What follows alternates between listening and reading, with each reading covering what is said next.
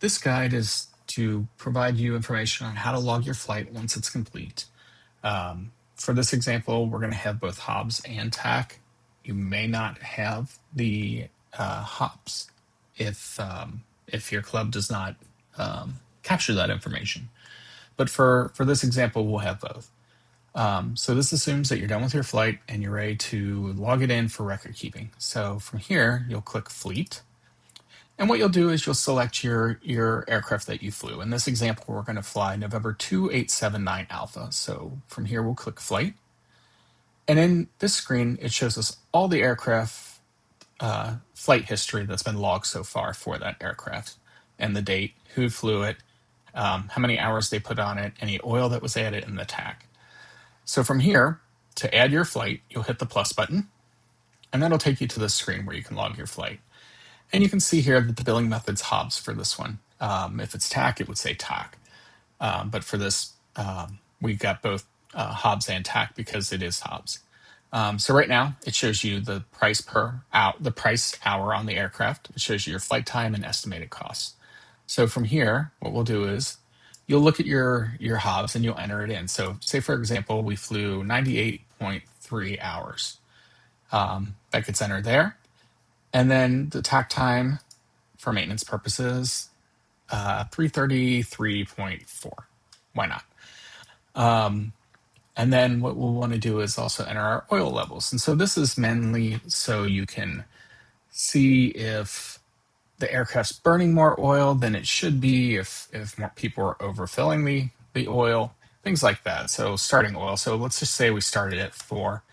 We added 2 quarts. So that's fine.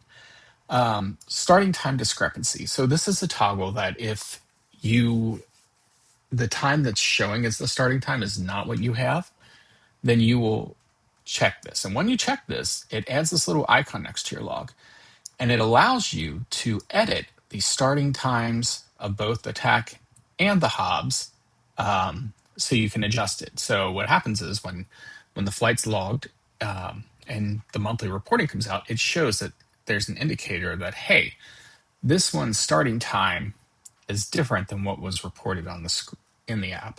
So maybe someone forgot to log it, or it gives an indicator for the billing people to track down who the culprit might be and try to get that rectified. But for this example, we're not going to do that. Also, if you log a squawk, you can tick this. It'll show an indicator next to your flight, and it'll let you log a squawk that happened on that flight. And this is so, let's say you log a squawk, and a squawk's logged, and the service team goes in to look at it and tries to figure out what's going on. Then they have a point of reference of when this issue happened and who to talk to and maybe get more information. But continuing on, already entered in this information, and what's kind of nice about the app is it shows your flight time, how many hours you put in, and the estimated costs. Now, this is estimated costs, so there could be variance depending on how your club operates, but this is the general cost of what it would be. So everything looks good here, and what we'll do is we'll hit Submit Flight Log. That will submit it, and it'll take you back to the screen. Now, you don't see anything changing here because it's stored in the background, but the screen is not refreshed.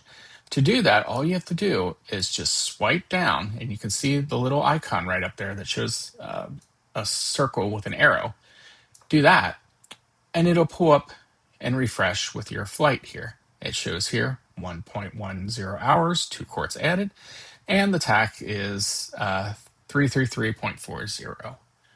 And with that, that is how you log your flights.